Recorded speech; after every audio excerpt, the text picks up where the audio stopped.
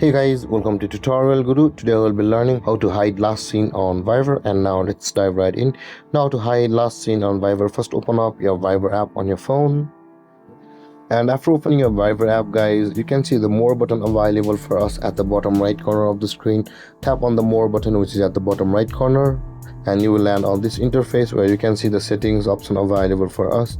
Tap on the settings just above my notes, and you will be on this interface where you can see the account option available for us at the top of the screen. Tap on account, where you can see the privacy option available for us which is just below the account.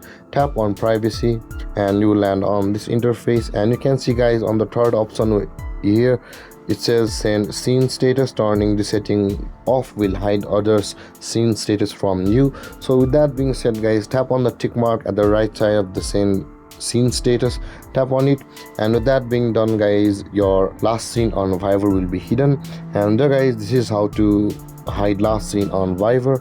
And if you have any confusions or questions regarding the topic, feel free to comment in the comment section below, and don't forget to like, subscribe and hit that bell icon for more videos. Thank you for watching guys. Peace.